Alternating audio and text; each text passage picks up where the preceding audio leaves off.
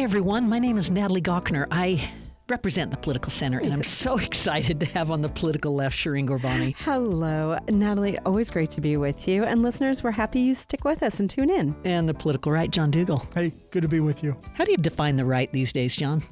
I mean, it's a little fragmented, yes? I'll come to you in a minute, Shireen. Yeah, I'm going to say it's fragmented. I would say you've got kind of your traditional Reagan Republican crowd. You've clearly got a big populist crowd, that some would say the MAGA crowd, and then the MAGA crowd is splitting. Yeah.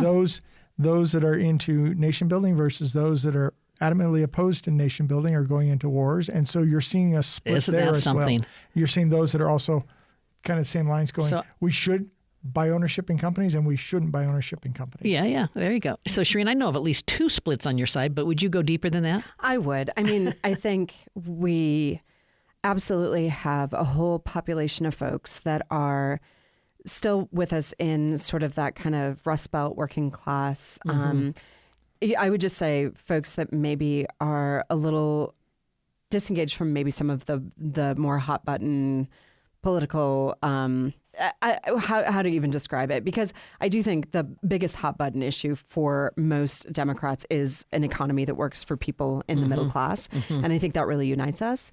And that's across, working parties, families, Democratic Socialists, moderate Democrats. We share that. Yeah. But then there are issues like, frankly, we saw in the last, in this most recent primaries, things like Gaza really being a big issue. Things like transgender rights still continue to be difficult to navigate for the sort of big tent. But I think for us, we're really centrally focused on improving the lives of kind of everyday working Americans. We share that. So any questions for me, since the middle is also something important? How do you see the left and the right from your perspective? Well, I think you guys captured Sitting it. there on the fence. No, You're good. I think you all captured it quite well. I would say that the extremism at this point, there's a bit of a reaction that's pushing more people to the middle. And so I think the middle's holding strong. Yeah. And then I think the middle, to me, is an interesting place because there can be people who are sort of moderate in their politics. And then there can be issues that are largely shared support, right? And that's where I think about things like getting money out of politics, thinking about reducing the cost of healthcare, like these kind of big issues pull a lot of people into the middle, I think. And I think one thing where there's probably some element of agreement between the parties is we're concerned with the cost of healthcare, housing, educational, and work opportunities. But we're significantly disagree generally about how to get there. Yeah. What policies should be put in place? And we see those disagreements in the Republican Party. Yeah. Does the government need to be more actively involved in the economy, or do we want the government less actively involved? Yeah. And we have that debate. So 3 quick things on the international stage, some geopolitics here. It's reportedly said that 80% of the U.S. missile interceptor capability has been used. Yeah. 80%. That's alarming. That's enough to want to get out of this conflict. Well, I'm going to say I don't know what the number is, but the key concern I have, and I've had this concern for years, is we have so weakened our supply chains to produce our armament and our weapons that you get into an issue like this. You go back just 2 years ago when I was campaigning, I'm talking about Ukraine. It's like we're not supplying munitions at the rate, the missiles and so forth, at the rate we need to. And you can't spin up a supply chain overnight. Shireen, this is usually a multi-year effort. We're not rearming fast enough. Yeah. Okay. So this is, truly the dream of sort of the military industrial complex that controls a huge part of our government and our lives, unfortunately. I agree with you. I think that there's a real question around our long-term planning and the way that we invest in having the kind of munitions that are necessary. I think there's an even bigger question about the ways in which this administration has been pulling us into situations that we really do not need to be involved in, and the way that we arm particular people and not others, that should be all on the table in this conversation. I think the other thing is also what we need in the future is changing. Drones are becoming a bigger play. There's the question about aircraft carriers. How many do we need? How quickly will they get destroyed in any major conflict? And do we want more ships rather than fewer larger ships. Yeah. Economist Magazine has this great cover. I think it says The Shape of War, and the letters are spelled with drones. Yeah. The New Shape of War, something like that. We've got Netanyahu, the Prime Minister of Israel, now publicly rejecting President Trump's 15-point Gaza peace plan. The plan had a full disarmament of Hamas before Israel withdraws, but Netanyahu wanted complete disarmament up front before any of this happens. This is a little unusual for Bibi to take public disagreement with our president. He needs President Trump. Is it? Well, I mean, they come and they glad hand each other. Here's one of my questions. Is this just more for show? So he can say, hey, I fought for the best deal I could. So then when he agrees to something in the future, he's okay and he maintains his credibility? Or is this truly a disagreement? Yeah. And I think it's more the former than the latter. I think that presupposes that Netanyahu has support, which he doesn't. I mean, his support has been absolutely on the ropes and dwindling further. And that's the hard line, so he doesn't lose any more. Right. And I think at this point, unfortunately, we are not going to see a plan come to fruition. I think it's really important for our listeners to remember that as much as President Trump wants to tell people that these conflicts, whether it is Israel and Gaza or in Iran, they just continue. And he does not have a plan. Got another one for you. This is still geopolitics because it took place in Turkey. But did you see You didn't say what you thought about Netanyahu and his pushback. I'm just still in mourning over October 7th. I think it was a tragedy for all involved. And I can't believe we're this far down the road and we haven't gotten to a better place. And I think Netanyahu should give it a skip and start supporting a peace plan. Okay, now back to Turkey. I don't know if you saw the footage, but now we know from Washington Post reporting the clear evidence that really happened that President Trump... Plane, who's on which plane? Yeah, President Trump was in Turkey, boarded Air Force One. They have footage now of the new Air Force One. Well, he didn't take that's that right. one. He took the new Air Force One, but hopped on the old Air Force One. Yes. Then he went out a catering truck, one of those trucks that goes up high and can feed equipment into the plane. He goes out. He goes in one door and out the back.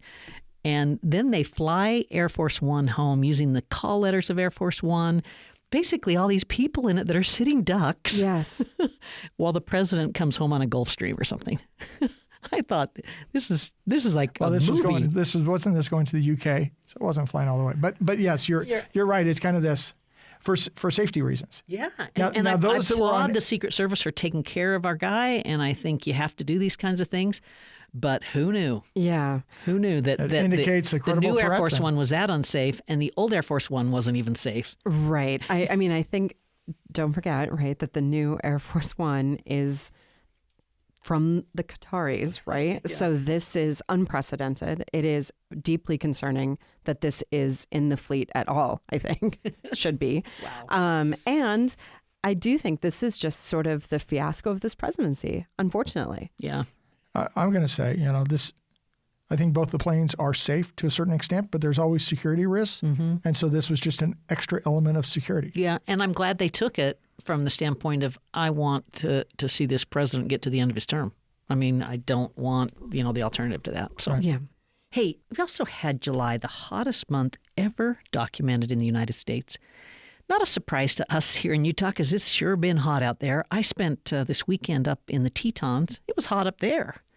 It was dry up there. Yeah. I was in the wilderness in Idaho and genuinely have a kind of a terrible cough because of the smoke. Yeah. You couldn't see the Tetons, No. too? Oh, I mean, wow. they're kind of there, but Yeah. you could make the outline. But it wasn't, I couldn't take my 2.5-year-old grandson, Jethro, and say, look at those mountains because there was. Can't see 'em. Yeah, you really can't. They're not defined enough in There the you go, smoke. Grandma. Yeah. I think it's unfortunate that we are starting to very much live with the reality that this is probably the coolest summer that we've experienced. There's no reason to believe that next summer will be cooler or the next or the next. Yeah, and I would say that there's reason to believe it because it's so variable, but the trend will not be It there. will not be Who there. knows? Todd Blanche. Let's talk about Todd Blanche for a minute. This is the former personal attorney to President Trump. He's got his confirmation. The new attorney general, no longer acting. Yeah. He's always impressed me as being a smart guy, very knowledgeable, well-spoken. I just hope he holds strong on some of the ideas that this president has that I don't support, like the weaponization fund. Right.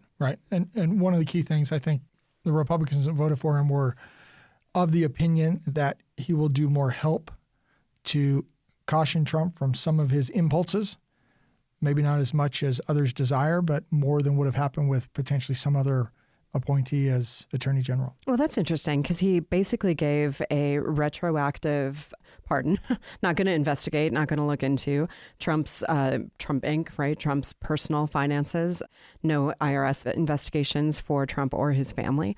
In the past, in right? the past. I mean, I think all of that But captive for the going forward issues. I'll just say that we may also talk about vaccines today. We had Kennedy sit and say he would not change the schedule of vaccines, and he absolutely has changed the schedule of vaccines. I think we should believe that Todd Blanche will also absolutely do whatever this president asks. Only 2 years left. Hey, let's take a short break, and then we've got a lot of other great topics to talk about. Natalie Gochner with John Dougal and Shireen Gurbani. Stay tuned, everyone. You're listening to Both Sides of the Aisle on Utah Public Radio. We love to hear from listeners like you. If you would like to send us a comment, email bsotapodcast@gmail.com. That's bsotapodcast@gmail.com. Thanks for listening. Shireen Gurbani on the left. John Dougal on the right. And Natalie Gochner in the political center. All right, you two, I want to talk about this federal judge that's now blocked the U.S. Postal Service from enforcing the Trump order on mail-in voting. Yeah. The judiciary just continues to be a foil or a check and a balance to this administration. This one... or a roadblock. A roadblock, yeah. Whatever it might be. This one, struck me because our state has been such a leader in the mail-in voting, and I think it's quite popular here. Yeah, yes, it absolutely is. Isn't it over close to 90% of Utahns vote by mail? I've just learned to really enjoy it. Yes. Yeah, I sit with my ballot. I think about it. I wait till the right moment to turn it in to make sure I haven't missed something. Yes. I can encourage my kids to turn theirs in. It just gives you this space to participate in your democracy. Well, and I think this is a place... Well, John, I feel like this is a place where we have a lot of shared... Right. I was just going to talk about how I enjoyed standing in line, talking with friends and neighbors on Election Day. That was fun for me. And you still have the choice. Just they don't enjoy talking to you. But the line ain't there anymore. But I would just say all of this comes down to a place where I think actually all three of us really agree is that this is an issue not to be dictated by President Trump, but rather is an issue that's controlled by the states. Yeah, it's first and foremost a state issue. Yes. And then Congress can weigh in time, place, and manner. And Congress has not weighed in on this. So to me, the president has no ability to go weigh in on this thing unless Congress has spoken. Yeah, that's right. Okay, now we've got a Medicaid work requirement. Reporting is that it will leave. This is the local news, 40,000 Utahns without health care. Shireen and I, this is one where we've disagreed in the past. I tend to like work requirements. I want to get people... Able-bodied people working. Yeah. And we've got to do something to trim and fine-tune these entitlement programs. But your take on this, Shireen? Yeah, so we continue to disagree. There are a lot of complications to the ways that this was rolled out, not particularly thoughtful or easy for folks who may be working in different kinds of economies. So gig economies, folks that are working temporary jobs, people that are getting paid to maybe do care support for another family member, right? There are lots of different kinds of work that happens that's really difficult to capture in these particular work requirements. So people may have found alternative ways to supplement their incomes. Folks that are living on the edge often do. Mm-hmm. And it's nearly impossible to capture that in these kinds of work requirements. So folks will ultimately lose care. And I think one of the things that's really important here is this kind of broader notion of the cliff, right? So you make a little bit more. Have you made enough to actually get a job that provides health care? Well, maybe not.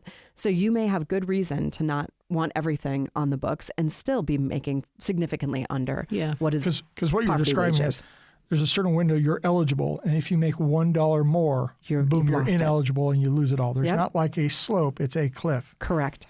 Yeah, and I've known of people who won't take a pay raise because they don't want to. Yeah, I know. Or they'll quit a job. It doesn't mean that 40,000 are going to lose their coverage. It means that 40,000 will lose it if they can't document, their work readiness. Right. And whatnot. And the documentation process is not one that's easy. So the application process, last time I checked for Medicaid in the state, was already over 20 pages. Mm-hmm. That is difficult for a lot of folks. So to be able to even navigate the system as it exists now is specifically designed, I believe, in this state to keep people out. And this is where Natalie and I probably disagree. I don't think these should be federal programs. Oh, no, So I'm with this you on should be- that. Oh, okay. This No, should be I'm a with state. you. I'm these on should the- be state programs, state funded. State Yeah. sets the rules rather than money from D.C., regulations from Yeah. D.C., changing rules from D.C. I'd rather they're state-run programs. John, in typical Natalie John fashion, I'm with you to an extent. Okay. Because what I don't mind it being federally funded, all those sorts of things. I like the waiver process, where states go into the federal government and say, here's why we can do it better. And then you can grant those waivers. When I worked at HHS, governors were always coming to make their case for waivers in these programs. And I like that because it allows you to fine tune and do these things, but you still get some national consistency. Yeah. You also get some really good experiments, right? So when you think about things like Medicaid paying for doulas or particular programs that are launched in different states, then you actually have like a really good, interesting comparison with a control group and an experiment group to see what really matters in terms of health outcomes for Americans. And states typically have to balance their budgets, so they have to make sure they can fund it versus the federal government who spends without money being there, and we just grow the debt. Let's jump to Bears Ears, shall we? Okay. It's since I've been in bear country and all of that. So the issue is the Bears Ears National Monument that was shrunk by more than 1.2 million acres under the Trump administration. This came with big applause in the White House, with Utah's delegation, our governor and the like. One of the big justifications for it was that the larger Bears Ears restricted recreational activity. And, of course, as the news comes out, it's not true. Yeah, it's not true. I guess, am I supposed to believe that Donald Trump's unaware that you can go hiking or fishing on a national monument? I just can't even imagine what it would look like to see him doing that. Yeah. I've spent a lot of time in this area. I love this area of our state. I feel so badly that there's so much misinformation all the time going back and forth about what's happening to grazing, what's happening to recreation, what's happening to mineral development. Some people think that you shrink the size and that means it's just going to all be exploited. I don't believe that. Or that it's privatized. Yeah, and it's not. And some people Still think you public expand it federal lands. and you get all these visitors, and maybe you do, but if you don't have funding to take care of these visitors and do things, I mean, You've now drawn attention and they're showing up. Yeah, it's just a hard thing. But anything else you guys want to say about public lands and Bears Ears? I mean, so much to say. I do think a really interesting part of it, and maybe sometime we could have an expert come on and talk about, I think the grazing issue is a particularly interesting one, and one that I learned a lot about when I was running in this area. So Grand Staircase was, a big chunk was in CD2 when I ran, not Bears Ears in particular, but the amount that it costs for for ranchers to graze on that land, on the monument land, is at a significant discount compared to what it would be if it were even state or private land. And so it is such an interesting conundrum of misinformation, tensions. Yeah. I mean, the quote from the president was, quote, "You can't go hunting, you can't go fishing, you can't do anything. You can virtually not even walk on it." Yeah, it's just, that's completely, I mean, it's a total lie. Crazy. Yeah. Okay. Well, okay. It's one of those things I just look and I was just going to say, I only want the president to have the powers to designate in an emergency, like for a 6-month period or something, so Congress can go deal with it. Yeah, like you find something that needs massive protection because it's I would feel much more comfortable if Congress is the one, in a permanent basis, designating the status rather than the whims of any one president, one way or the other. Sure. And that the president is really just, we found something, it's an emergency. We got to protect it for a certain period until Congress can act. Yeah, I get it. Let's go to Utah's Capitol Hill now. There's a proposal for what's called the Grand Liberty Arch. Got this incredible sculptor. It's supposed to be on this lawn adjacent to the Capitol Hill. The Capitol Hill Neighborhood Council was not consulted. Right. Felt like there wasn't public input. And, I know this area well. My daughter lives in this area. But you come out these doors and there's, boom, going to be this big arch without consulting with them is the problem I have. Public process matters here. Yeah. Anyway, I have a pretty good feel that this is going to be reconsidered. I think it should be reconsidered. I do think it's good to have public input on these kinds of projects. I think about that those are often imperfect as well. I remember very well the whale when people said, nobody asked us, and there were actually multiple opportunities for the public to weigh in. That is not what happened here.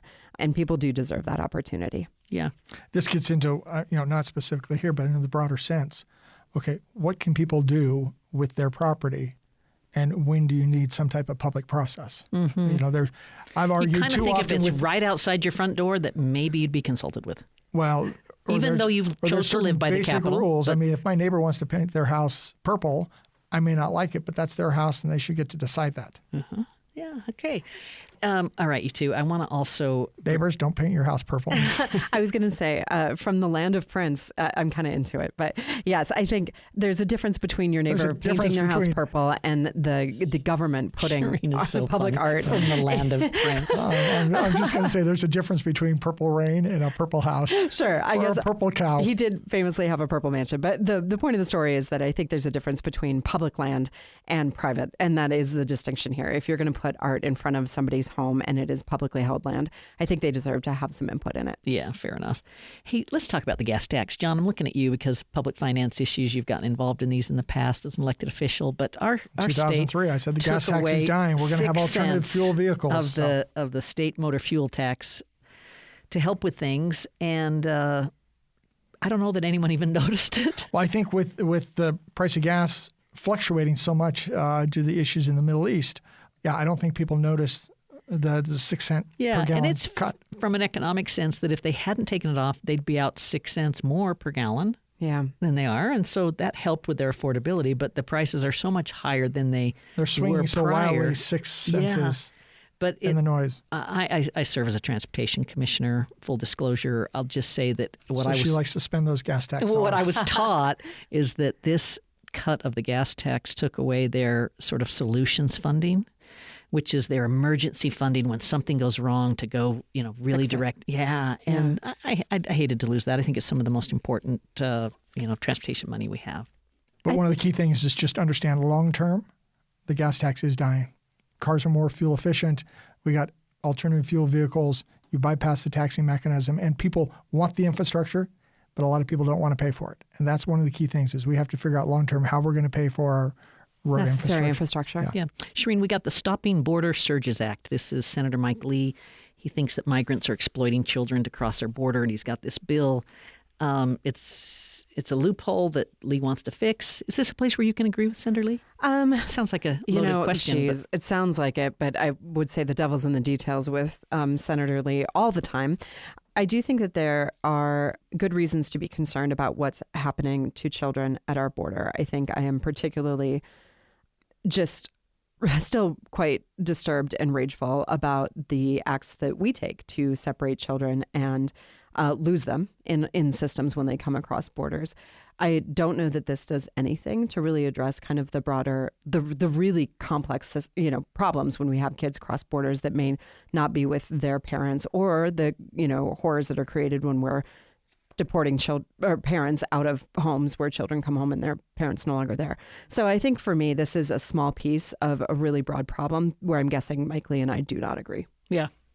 Hey, one of the most incredible legacies of our current governor, Governor Cox, will be all of the people he's been able to appoint to the Utah Supreme Court. And he's got another big one coming. Yeah. 2 vacancies. These are the open seats left by the Chief Justice, Matthew Durant, and Diana Hagan. Mm-hmm.